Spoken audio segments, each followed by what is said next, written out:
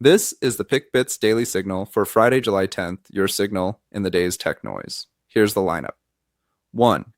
Microsoft turned an AI loose inside Windows to hunt its own security bugs, and it's warning your IT team that Patch Tuesday only gets heavier from here. 2. Researchers showed how the fake software packages your AI coding assistant invents can be claimed by an attacker and turned into malware you install yourself. 3. Meta cleared its first homegrown AI chip for production, one more crack in Nvidia's grip on the whole industry. And 4, on the brighter side, a 17-year-old built an AI that flags autism and ADHD from a single photo of the back of your eye. Let's get into it.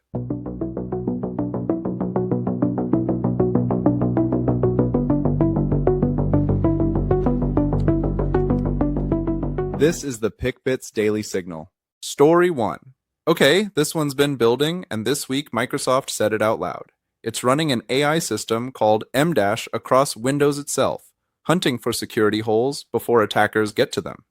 The thing scans the critical Windows code, checks each suspected flaw across several models, and hands the real ones to human engineers to fix. And here's the warning it slipped into the announcement. Of the month, which means Microsoft released its Patch Tuesday updates, around 80 vulnerabilities across Windows and Office products. A high-severity Excel vulnerability that Microsoft says could let Copilot agent mode exfiltrate data through unintended network egress via a zero-click information disclosure attack. Those record months are the tell here. The upside is real. Bugs get caught and closed faster than any human team could manage. The bill lands on you, though, the person who actually has to install all of it. Patch everything on Tuesday stops being a plan when the pile keeps breaking records. So if you run any Windows fleet, follow this one and start now. Go risk-based, the exploited in the wild and critical remote code holes first, because the discovery rate just outran the calendar. Story 2. Stay on that thread because the AI writing your code just got turned into a way-in. Researchers at Tel Aviv University, the Technion, and Intuit named it HalluSquatting. You know how an assistant will confidently invent a library that sounds completely real? Sometimes, like getting instructions for the code, and if it doesn't find the package, it tries to invent the name of a package which doesn't even exist. So it's a typical hallucinations by AI, where AI tries to invent things that is not real, that is not. Those made-up names are not random.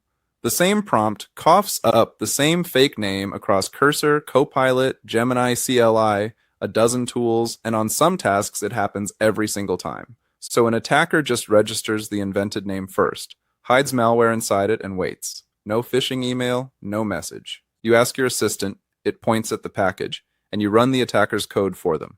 And this already happened in the wild. One hallucinated package had spread to 237 real projects before anyone caught it. So the move is blunt. If you build with AI help, stop auto-installing what it hands you.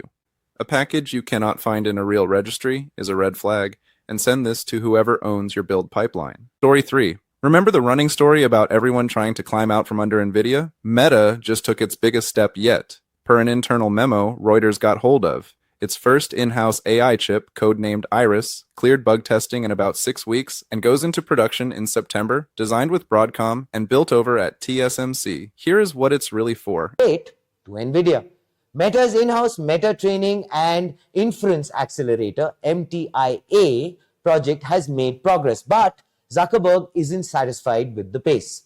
Industry insiders says he's actually frustrated at how slowly Meta is cutting reliance on Nvidia's GPUs, which still power almost every big AI workload from llama training to Instagram recommendation. Iris does not replace the Nvidia and AMD chips Meta buys by the billions, not yet. It is a hedge, a way to stop one vendor's price tag from setting your costs when you are spending something like $145 billion on AI this year. And Meta says a new custom chip every 6 months or so through next year. Here is the read. When the single biggest buyer of AI compute decides its own silicon is worth the trouble, that is a straight bet against Nvidia's pricing power.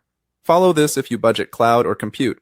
The fleets are going mixed, custom chips beside Nvidia, beside AMD, so keep your workloads portable and off any one vendor's leash. Story 4, and on the brighter side, to close. A 17-year-old named Edward Kang, a high school senior in Hackensack, New Jersey, built an AI that screens for autism and ADHD from an ordinary photo of your retina. The reason it works is quietly wild. The eye and the brain grow from the same tissue, so these conditions leave a faint mark in the back of your eye. our technology is actually using a retina image from the back of the eye, and then we would be able to use those information to look at the situation in the brain. Trained a stack of neural nets on public eye images and got to about 89% accuracy. And here's the part that makes it credible. He did not stop at the number. He showed which parts of the retina drove each call, then built cell models and turned up candidate genes, tying autism to how the retina develops. It won second place and $175,000 at the Regeneron Science Fair. Keep it honest, though. This is a prototype, not a clear diagnostic, and it needs real clinical testing before it touches a patient. But a cheap, non-invasive pre-screen that flags who needs a full evaluation first, when the wait lists run years, that is the good version of all this. If you know a parent stuck on one of those lists, send it their way. 4 stories, and the one I am leaving you on is the kid. The same week, Microsoft's AI is racing attackers through Windows, and a made-up package is quietly seeding malware. A 17-year-old in New Jersey pointed the same kind of model at an eye and found a way to reach people sooner. That's the signal. I'll see you tomorrow.